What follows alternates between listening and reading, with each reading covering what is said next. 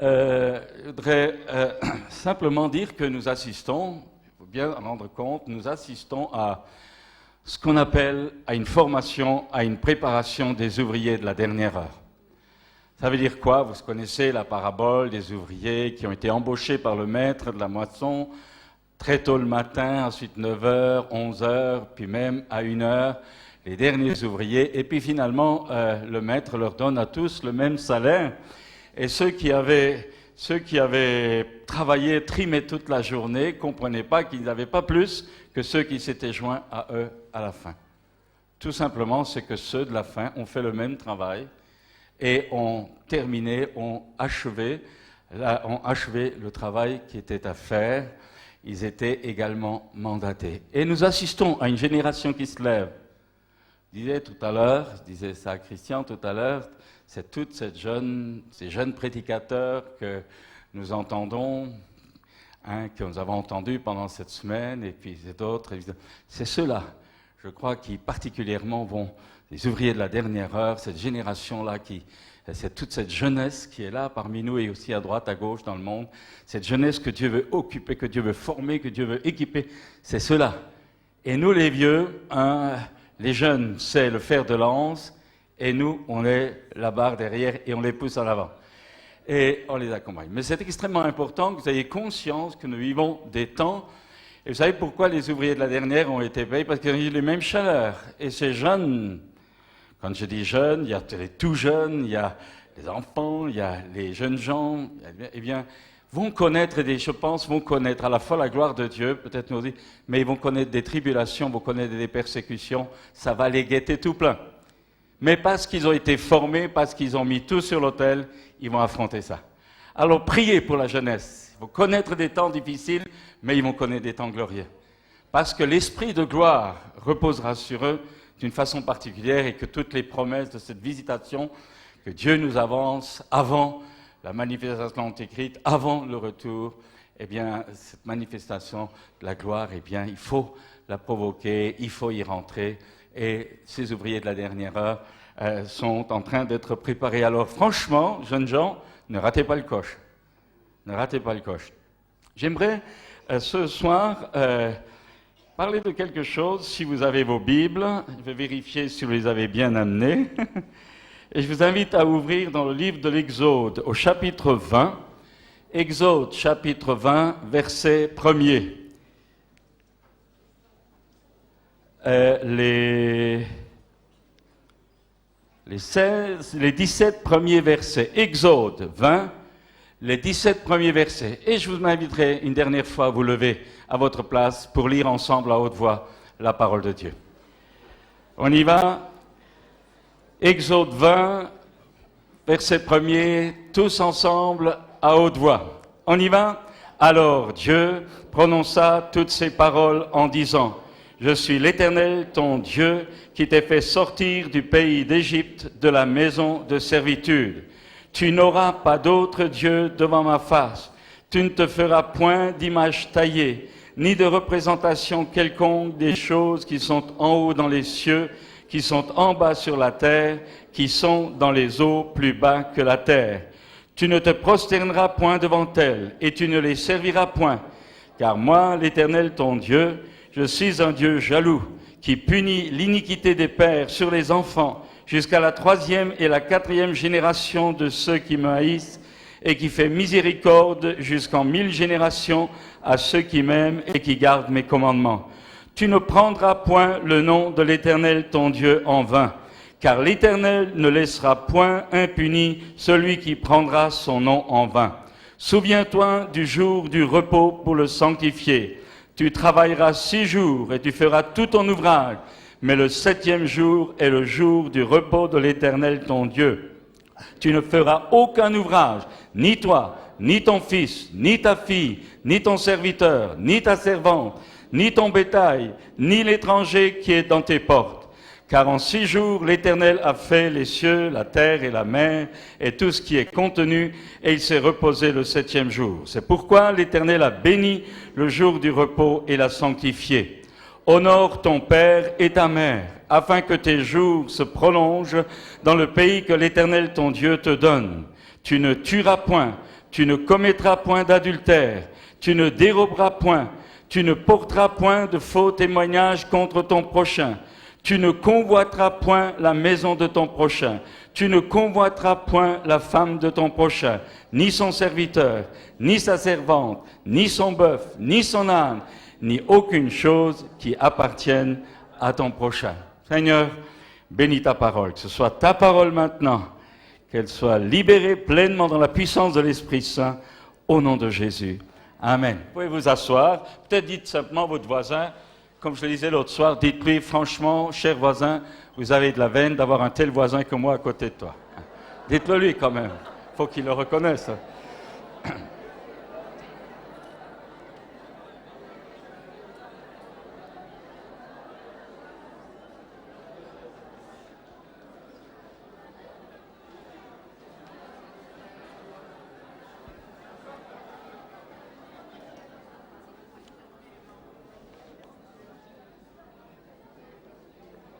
Je peux peut-être, dans une petite introduction, vous dire ce qui m'a convaincu de l'histoire de Jésus. Vous savez, on est tellement parfois charismatique, hein? On bat des mains, on bat de l'air, on y va, et on a parfois l'impression que le petit côté intellectuel ou logique a un peu des difficultés dans nos milieux à avoir son autorité. Or, il est nécessaire que notre foi soit réellement solidement fondée à la fois spirituellement, à la fois intellectuellement, car le Seigneur veut qu'on le serve de tout notre cœur, de toute notre force et de toute notre intelligence. Alors je vais vous dire d'abord en petite introduction pourquoi je trouve que Jésus surpasse tous les religieux, tous les gens. Ce qui m'a convaincu dans l'histoire de Jésus, c'est sa parole, ses paroles, ce qu'il a dit, sa vie. Si vous comparez avec Mahomet, vous pouvez très bien vite vous en rendre compte, sa mort, sa résurrection. Ses paroles, il n'y en a aucun qui a lancé cet enseignement, aimez vos ennemis. Aimez vos ennemis, il n'a pas dit aimez vos amis, aimez vos ennemis. Bénissez ceux qui vous maudissent, on te frappe sur une joue, du temps l'autre. C'est pas ainsi qu'on invente à dire non, c'est pas logique, ça ne vient pas du cœur de l'homme spontanément. Il faut être fils de Dieu pour sortir des choses comme ça. Et il dit encore, quand il montre que seul l'amour peut vaincre la haine. Savez, seul l'amour peut vaincre la haine. Vous voulez dire à votre voisin, seul l'amour peut vaincre la haine. Et puis, il dit aussi, c'est la parole de Jésus, seul le bien peut vaincre le mal. Seul le bien peut vaincre le mal. Et puis alors il dit quelque chose qui est aussi étonnant. Il dit que les derniers seront les premiers et les premiers les derniers. Ça, c'est l'espace de Dieu qui renverse toutes les échelles de valeurs que notre bonne vieille société a pondues et que nos cœurs aiment tellement bien. Les derniers seront les premiers et les premiers seront les derniers. Puis il dira encore, n'appelez personne votre père, c'est Dieu votre père. C'est un désastre si tu as ni l'un ni l'autre. Si tu n'as pas de père humain, tu as un problème d'identité parce que c'est la voix du père dès le ventre de ta mère qui t'a fait commencer à créer en toi ton identité. Tu n'as pas eu de père, tu as vraiment des problèmes, des besoins de guérison énormes. Et si tu n'as pas le Père céleste, tu es perdu. Donc, Jésus dira n'appelez personne votre père. Ça, c'est le culte de la personnalité. Franchement, moi je suis de Paul, moi je suis d'Apollos, etc. Faut laisser tomber ça, quoi. N'appelez personne votre père. Et puis, il y a également la structure. La Bible révèle très clairement, l'enseignement du Christ révèle très clairement que la structure de l'être humain, c'est la fraternité. Tu n'es pas fait pour vivre seul. Tous ceux qui vivent seuls sont dingues ou malades. Il faut bien le dire, tu n'es pas fait pour être seul. C'est pour cette raison que l'Église locale est extrêmement importante. C'est la structure même de l'être humain, esprit, âme et corps. Tu n'es pas fait pour être seul. C'est la fraternité humaine qui est encore quelque chose. Et puis, Jésus, regardez voir, vous avez Jésus qui guérit une femme infirme depuis 18 ans dans la synagogue et il l'appelle fille d'Abraham. Une femme pauvre qui n'a rien. Et puis ensuite, il chope Zachée, il haut de son arbre, Richard, et il dit, il faut que je loge aujourd'hui dans ta maison. Voyez, là encore, Jésus nivelle les classes. Pas le riche, le pauvre, regarde en haut. Jésus nivelle les classes. Il brise les murs de séparation. Moi, je trouve que c'est formidable. Ce n'est pas Marx qui a inventé ces trucs-là. Hein. Il y a également, Jésus efface les barrières des clans, des classes, de l'apartheid. Et puis, il y a une chose encore qui est assez étonnante dans notre concept. Nous enseignons souvent que Jésus veut, que Dieu cherche la foi dans nos cœurs, qu'il veut produire la foi dans nos cœurs. Mais j'aimerais vous dire que Jésus cherche à trouver dans nos vies de la foi pour faire les miracles. Quand le centenier romain est là, Jésus a dit « Jamais en Israël j'ai trouvé un homme qui avait une telle foi ». Jésus cherche ce soir dans votre vie de la foi. Une foi qu'il veut, qu'il cherche, parce que c'est avec cette foi-là qu'il peut faire des choses étonnantes. Même en Israël, je n'ai trouvé une si grande foi. Nous devons chercher la foi chez l'autre. Pas chez moi, chez l'autre, parce que quand je vois que l'autre a la foi, à deux, tout est possible. Et puis, regardez sa vie de chaque jour, sa raison de mourir et ses causes pour lesquelles il est mort. Franchement, ça vaut la peine d'être chrétien. Parce que non seulement il est mort, il est ressuscité, il est vivant, il est en nous. Ce soir, il veut vivre en toi si tu ne l'as pas encore rencontré. Mais jamais homme, disent l'Évangile, n'a parlé comme cet homme. Seulement, souvent, nous parlons. Vous savez, moi, le premier, on parle, on enseigne. Mais ce qui compte, c'est que lui a parlé, mais ce qu'il disait, il l'était. C'est toute la force, toute la grande différence. Nous, on a des bons doctrinaux, le punch, mais ce qui compte, c'est ce qu'on est. C'est seulement ça qui passera dans l'éternité. Donc, il est extrêmement important de comprendre que Jésus était irréprochable. Il a dit, mais qui d'entre vous me convaincra de pécher? Ceci étant dit, je voudrais maintenant aller plus loin. Raconté l'autre soir à table que j'avais lu une anecdote d'un évangéliste international qui, dans l'avion, est tombé sur une brochure. Et il a lu dans cette brochure que 80% des personnes qui se convertissent dans le monde deviennent rétrogrades. M'explique. Il prend l'exemple d'une église, d'une association d'églises aux États-Unis, les églises d'Arouet, 11 500 églises qui en un an ont évangélisé et ont gagné 294 000 personnes. En un an. On fait le bilan, 294 000 personnes. Mais quand, quelques mois plus tard, ils ont fait le bilan pour savoir ce qu'ils étaient devenus, seulement 14 000 se sont retrouvés dans les églises. Nous devons ouvrir les yeux. Nous devons ouvrir les yeux sur la masse des gens dont on en met plein la vue, sur la masse des gens qui parfois traversent nos églises, sur la masse des gens qui soi-disant prennent des conversions. Il y a une perte de 80%, la majorité, donc 80% de tout ce monde-là devient rétrograde, c'est-à-dire qu'ils perdent la flamme, c'est-à-dire qu'ils perdent le premier amour, c'est-à-dire qu'ils perdent la vision du disciple-là. Ça veut dire qu'ils ont l'apparence de la piété, mais n'en ont plus la force. Ça veut dire qu'ils croient être sauvés, mais ils sont en route vers la perdition. Ça veut dire qu'ils pensent être dans la vérité, mais ils sont aveuglés.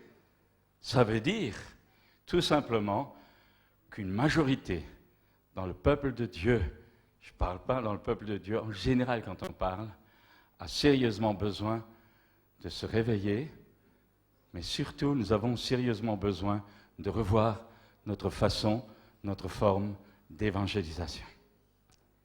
Parce que le problème, il est là. Alors, ce soir, j'aimerais aborder ce problème-là. J'aimerais aborder le problème donc de l'évangélisation. De l'évangélisation tel qu'il est fait dans notre société moderne, dans l'Église de ces derniers temps et de ces dernières décades. Et j'aimerais vous dire une première chose. La Bible montre très clairement que sans la repentance, il ne peut y avoir de pardon ni de purification du péché.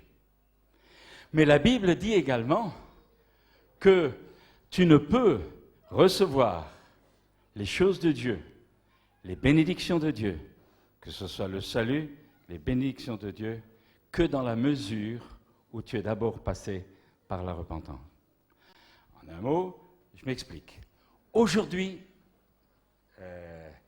frère en a parlé l'autre soir de la conscience. Il y a une cautérisation de la conscience. Les gens font n'importe quoi, ils n'ont même pas conscience qu'ils font mal. Mais ça veut dire que s'ils n'ont plus conscience, c'est qu'ils sont complètement perdus dans leur truc. Et nous devons comprendre que la raison profonde, et vous retrouvez ça chez des chrétiens, des jeunes qui me disent, mais nous, on vit en concubinage, la Bible dit rien contre, Dieu est pour nous, la preuve, ça marche, etc., etc. Aucun problème de conscience. Aucun. Pourquoi? Parce qu'il n'y a plus la crainte de Dieu. Et pourquoi y a-t-il plus la crainte de Dieu? Parce qu'on leur a présenté un faux évangile. Et je vais y arriver maintenant. La Bible nous dit très clairement, elle nous parle de la loi du talion. Œil pour œil, dent pour dent. Ce que tu as fait, tu vas le payer. Ton péché te retrouvera. Même si c'est dans 10 ans, même si c'est dans tes enfants, même si c'est dans tes petits-enfants, et ça finira toujours également au tribunal de Christ. Et Jésus a dit très clairement, l'Apocalypse le montre, la Bible le montre, que les voleurs, les efféminés, les vanteurs, etc., n'entreront pas dans le royaume de Dieu. La loi du talion, c'est une loi que Dieu a instituée dans l'Ancien Testament et vous ne devez jamais oublier qu'elle est toujours valable. La loi du talion est toujours valable. Œil pour œil, c'est le sens de la justice de Dieu. Dieu est le garant de la justice. Tu coupes un bras, on doit te couper un bras. C'est la valeur correspondante. Tu crèves un œil, on doit te crever un œil. En un mot, c'est la notion de justice, œil pour œil, dent pour dent. Vous allez me dire, mais c'est inhumain. Non, c'est juste. Ça veut dire très simplement que le mal que tu fais, le mal que tu dis, ou le bien que tu ne fais pas, tôt ou tard, tu payes. Même si tu l'as oublié, tu payes parce que Dieu a établi des normes, à la fois dans la création, des normes de justice. C'est pour cette raison que la Bible dit « Prépare-toi à la rencontre de ton Dieu, parce que cette loi du talion va te frapper en pleine poire, en plein estomac. » En plein estomac. Aucun d'entre nous ici ce soir ne peut penser que Dieu va jongler, que Dieu va faire des compromis, que Dieu... Alors pour éviter ça, on dit ben, Dieu est bon, Dieu est miséricorde. Et on fait un bon petit violon, une belle petite musique pour attirer les âmes au moment de l'appel. Ce soir, je voudrais vous montrer les choses telles qu'elles sont dans la parole de Dieu.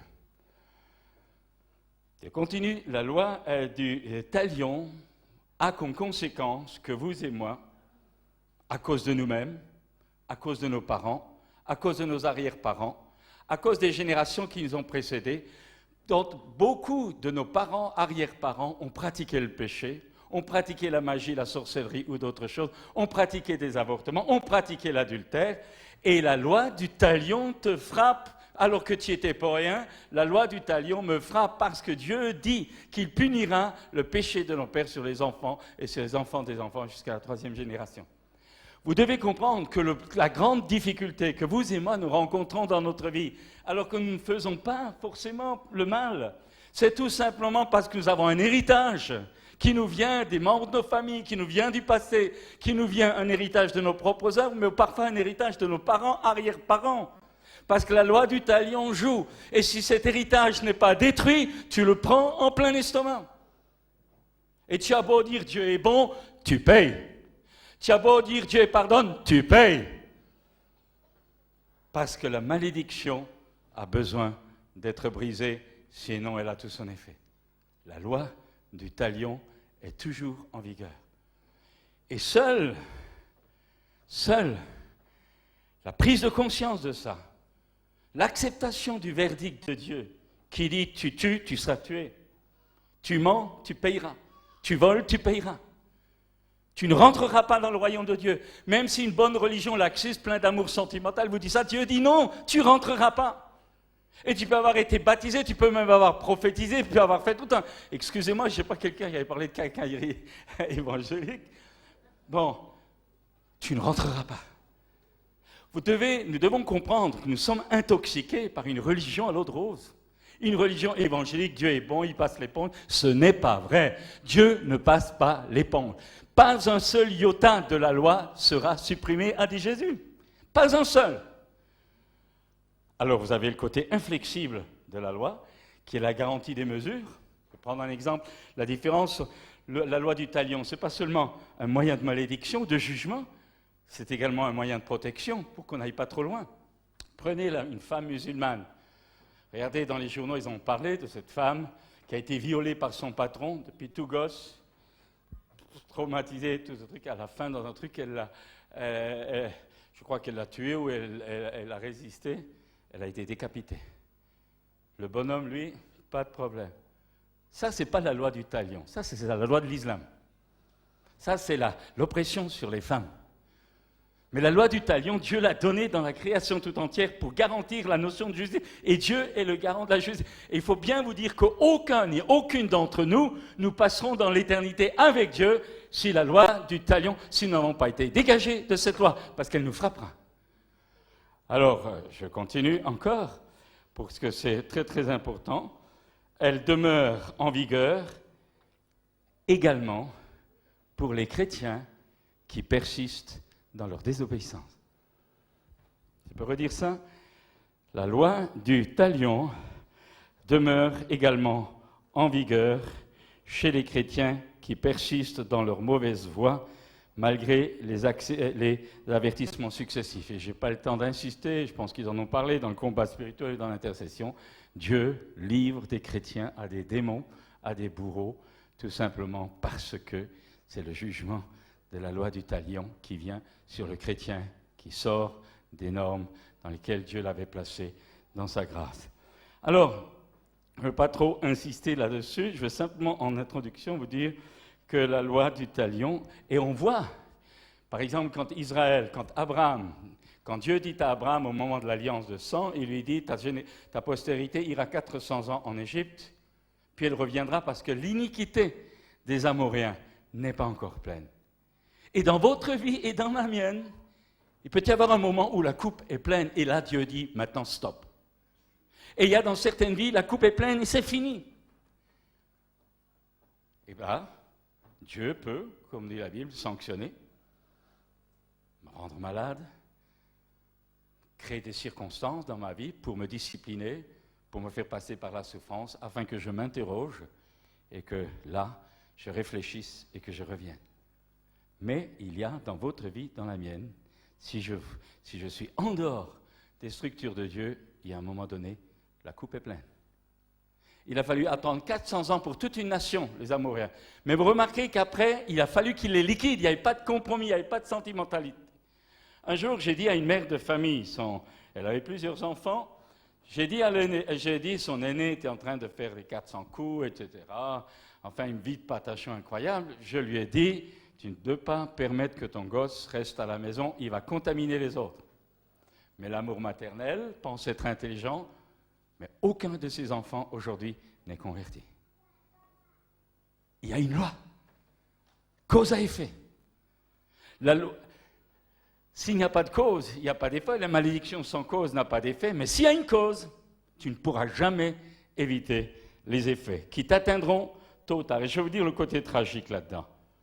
Parce qu'il y en a qui font n'importe quoi, qui semblent le réussir. L'autre jour, quelqu'un m'a dit, mais ils font n'importe quoi et ça marche. Et je vais vous dire quelque chose. Quelle que soit ta vie, si tu ne payes pas immédiatement, c'est tes enfants qui vont payer. Si ce n'est pas tes enfants, c'est tes petits-enfants. La malédiction suit. La malédiction suit. Jésus dira à un moment donné aux Sadducéens, aux sacrificateurs, qui lui reprochaient, qui étaient contre lui, il dit, Dieu vous redemandera. Et il ne s'agit pas seulement de 3 ou 4 générations. Jésus dit, Dieu vous redemandera le sang depuis Abel jusqu'à Zacharie, ça fait 3000 ans. Ça veut dire que la malédiction de la loi du talion peut t'atteindre parce qu'un de tes arrière a fait quelque chose. Il a franchi la ligne jaune. Il a peut-être cherché l'aide de Satan. Il a peut-être été franc-maçon. Il a peut-être été spirit. Il a peut-être été sorcier. Il a fait toutes sortes de choses.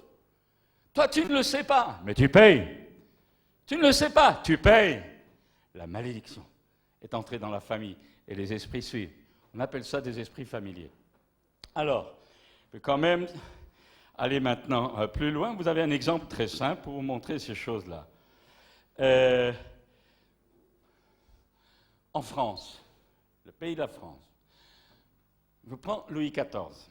Prenez cet homme, Louis XIV, qui, à un moment donné, sous la pression de l'Église officielle, annule l'édit de Nantes, entraînant les dragonnades, entraînant des milliers de personnes dans la mort. En plus de ça, une de ses maîtresses à la cour, Madame de Montespan, a introduit à la cour la sorcellerie, la magie, la divination. Or, la Bible dit très clairement que celui qui pratique ces choses, la malédiction de Dieu tombe sur lui. Le roi Soleil, il a fini dans son lit, mais ses enfants, décapités, le trône a été enlevé. Et la France, parce que selon les lois d'autorité, selon la position d'autorité que quelqu'un a, comme il était le roi de France, le pays de France, on a également supporté les conséquences dans la malédiction. Nous avons derrière nous 3 guerres ou 2 guerres, avec des millions de morts, tout simplement parce que la malédiction joue, la loi du talion joue inexorablement. Alors, je vais en arriver où je vais en arriver. C'est-à-dire, mais comment faisait Jésus ? Comment faisait Jésus qu'est-ce que Jésus annonçait? Est-ce qu'il mettait la belle musique? Donne ton cœur à Jésus, il va te donner une belle Rolls-Royce. Donne ton cœur à Jésus, il va te donner une belle épouse, un bon compagnon. Donne ta vie à Jésus et il va te faire trouver un emploi. Donne ta vie à Jésus et tu seras heureux. Donne ta vie. Alors je vais vous dire ce soir, quitte à ce que vous me jetiez dehors, c'est un faux évangile. C'est un faux évangile que j'ai prêché, moi le premier, c'est faux. Que prêchait Jésus? Alors je vais vous le dire, Jésus prêchait le royaume de Dieu. On va prendre quelques versets pour vous montrer qu'il avait de la suite dans les idées. Après que Jean eut été livré, Jésus alla dans la Galilée, prêchant l'évangile de Dieu. Il disait, le temps est accompli, le royaume de Dieu est proche. Repentez-vous et croyez à la bonne nouvelle. Comme il passait le long de la mer de Galilée, il vit Simon, André, frère de Simon, qui jetait un filet dans la mer, car ils étaient pêcheurs. Il leur dit, suivez-moi, et je vous ferai pêcheurs d'hommes. Aussitôt, ils laissèrent leur filet et le suivirent. Étant allé un peu plus loin, il vit Jacques, fils de Zébédée, Jean, son frère, qui eux aussi étaient dans une barque et réparaient les filets. Aussitôt, il les appela, et laissant leur père Zébédée dans la barque avec les ouvriers, ils le suivirent. Je voudrais ce soir parler du royaume de Dieu. Pas royaume de Dieu, chasser les démons, prophétiser. Écoutez, franchement, on l'a fait avant vous, donc pas de problème. Mais ce n'est pas ça. Le royaume de Dieu, ça va beaucoup plus loin. Pour entrer dans le royaume de Dieu, ce texte montre très clairement, repentez-vous et croyez à la bonne nouvelle. Et qu'est-ce que c'est la bonne nouvelle que Jésus annonçait? Alors, je vais vous tenir un petit peu en suspens. Jésus parcourait, Matthieu 5, toute la Galilée, enseignant dans les synagogues, prêchant la bonne nouvelle du royaume et guérissant toute maladie et toute infirmité parmi le peuple. Il enseignait, il prêchait, il guérissait, il annonçait l'évangile du royaume. Mais il leur dit aussi, il faut que j'annonce aux autres villes la bonne nouvelle du royaume, dans Luc 4, de Dieu, car c'est pour cela que j'ai été envoyé. Et il prêchait dans les synagogues de la Galilée.